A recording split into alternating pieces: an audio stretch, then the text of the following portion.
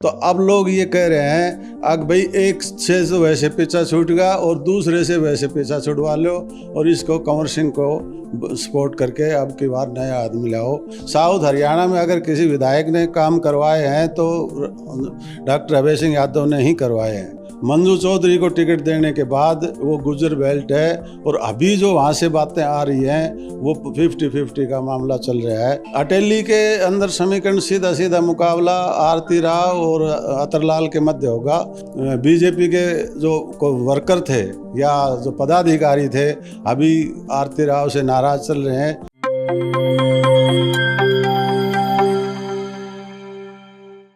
नमस्कार, मैं हूं शैली शर्मा और आप देख रहे हैं जेपी हरियाणा। दोस्तों, आज हमारे साथ है वरिष्ठ पत्रकार हरविलास बालवान जी। सबसे पहले आपका स्वागत। धन्यवाद शैली जी। सर, आप यही बताइए, महेंद्रगढ़ जिले की राजनीति के बारे में आज बात करेंगे आपसे। 4 विधानसभा क्षेत्र शामिल है। पहले महेंद्रगढ़ को ही ले लेते हैं। महेंद्रगढ़ विधानसभा में भाजपा से कंवर सिंह है और कांग्रेस से दान सिंह है। कैसा क्या मुकाबला देख रहे हैं, क्या समीकरण रहने वाले हैं, सबके बारे में बताइए। समीकरण ये है जी, अभी तक तो राव दान सिंह का पटला भारी था, लेकिन दादा रामविलास शर्मा जी की टिकट कटने से उनके समर्थकों में रोष है।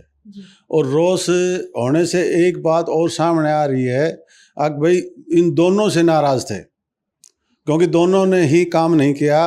तो अब लोग ये कह रहे हैं अगर भाई एक से तो वैसे पीछा छूट गया और दूसरे से वैसे पीछा छुड़वा लो और इसको कंवर सिंह को सपोर्ट करके अब की बार नया आदमी लाओ। ये बहुत लोगों की मानना है। यहाँ पे आप क्या जातीय समीकरण देखते हैं, अगर आप बताएं तो? जातीय समीकरण तो ये अहिर बेल्ट है, अहिरवाल का ही दबदबा है, लेकिन इस बार अहिरों का दबदबा नहीं रहने की संभावना है क्योंकि अहिर कैंडिडेट बहुत ज़्यादा आ रहे हैं। इससे पहले कभी भी किसी की हिम्मत नहीं होती थी। दान सिंह पर और रामविलास शर्मा के बीच ही टक्कर होती थी, सभी को पता था भाई इन्हीं में से एक आना है।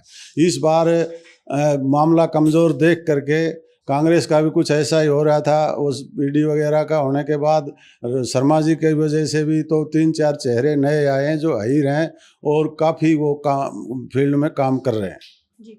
अगर हम बात करें रामविलास शर्मा की टिकट कटने पर, उनके टिकट कटने से कोई फर्क पड़ेगा? रामविलास शर्मा के समर्थक हैं वो अब तक तो काफ़ी नाराज़ हैं, लेकिन हमें लगता है अभी जो बीजेपी का कोर वोटर है वो देर सवेर 2-4 दिन में उनका गुस्सा ठंडा हो जाएगा और वो बीजेपी के पास ही जाएगा, कंवर सिंह के पास ही जाएगा। जी। अब नारनौल के बारे में बताइए। नारनौल विधानसभा क्षेत्र में क्या समीकरण रहने वाले हैं? दोनों पार्टियों में कैसा क्या रहने वाला मुकाबला? नारनौल विधानसभा क्षेत्र में दोनों के मुकाबले में कड़ी टक्कर है, लेकिन ओम प्रकाश यादव के प्रति कोई ज़्यादा नाराज़गी नहीं है, कोई एंटी इनकम्बेंसी नहीं है। उन्होंने कोई काम भी बड़ा नहीं किया तो उन्होंने किसी को तकलीफ भी नहीं दी जी। और अभी जो कह रहे हैं भाई 60-40 का रेसा है राव नरेंद्र और ओपी यादव के बीच में। तो अभी देखो क्या समीकरण बनते हैं। दूसरा उसके समीकरण ये है कि ये इस कॉन्स्टिट्यूंसी में ज़्यादातर शहर का है, तो शहरी वोटर हैं वो बीजेपी के ही ज़्यादा रहते हैं। कुछ राव इंद्रजीत का प्रभाव है तो लोग मान रहे हैं कि भाई इन दोनों में मुकाबला होगा। उधर राव नरेंद्र सिंह की ये पुरानी कॉन्स्टिट्यूंसी रही है। दूसरा, अभी हर आदमी के मुंह से यही सुना जा रहा है अगर भी सरकार कांग्रेस की आएगी तो 5-7%, 10% जो वोटर शिफ्ट होते हैं, तो उस शिफ्टिंग की वजह से मुकाबला दोनों में होने की पूरी संभावना है। बाकी तो 5-10 दिन बाद की स्थिति क्लियर हो पाएगी। नांगल चौधरी में राव अभय सिंह जो है उनको दोबारा टिकट दी गई है। मंजू चौधरी उनको दी गई है कांग्रेस से, बीजेपी से राव अभय सिंह है। आप उनके वहाँ पे क्या मुकाबला देखते हैं? नांगल चौधरी में राव अभय सिंह ने बड़े विकास कार्य करवाए हैं। अगर जिले के कहो या ये कहो साउथ हरियाणा में अगर किसी विधायक ने काम करवाए हैं तो डॉक्टर अभय सिंह यादव ने ही करवाए हैं विकासपुर से।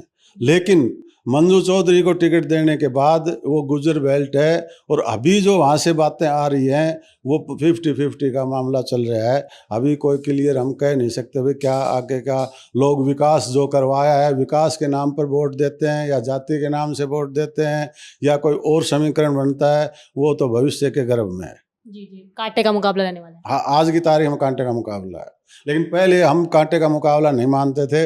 जिले की सबसे सुरक्षित सीट मानते थे तो नांगल चौधरी ही मानते थे। जी, राव नरबीर सिंह ने भी कही थी बात। हाँ जी। अगर हम अटेली की बात करें तो अटेली में बीजेपी से आरती राव है, कांग्रेस से अनीता यादव और बीएसपी से अतरलाल है जो काफ़ी स्ट्रॉन्ग बताए जाते हैं। उनके बारे में वहाँ पर क्या मुकाबला रहने वाला है, कैसा क्या समीकरण दिखता है? अटेली के अंदर समीकरण सीधा सीधा मुकाबला आरती राव और अतरलाल के मध्य होगा। अतरलाल काफ़ी समय से जुड़ा हुआ है, किसान आंदोलन, किसान संगठन था इनका, मैं बहुत पुराना जानता हूँ उनको, 45 साल से किसानों की भी उन्होंने आवाज़ उठाई है। अब भी 3-4 बार लगातार लड़ रहे हैं। कुछ पिछले वक्त भी थोड़े से वोटों के अंतर से रह गए थे और लोगों को इस बार उनके प्रति संपत्ति बन रही है। अब की बार देख लो, आज आरती राव की टिकट क्लियर होने से पहले तो ये माना जा रहा था भाई इसको अब की बार ये विधायक बन जाएंगे, लेकिन राव इंद्रजीत के प्रभाव को देख तो ये लोग सोच रहे हैं देखो भाई क्या रहता है। बाकी बीजेपी के जो वर्कर थे या जो पदाधिकारी थे अभी आरती राव से नाराज चल रहे हैं, तो इनको कितना राव साहब मनाने में सफल हो पाते हैं, इनका क्या रुख रहता है उस पर डिपेंड करता है। लेकिन अल्टीमेटली फिर भी लोगों के ज़बान से एक ही बात आती है, भाई आरती राव सीट निकाल लेगी। मतलब आपका मानना है अटेली से आरती राव अतरलाल के बीच मुकाबला होगा? जी। अनीता यादव, उनका क्या कहाँ स्टैंड है? तीसरे नंबर।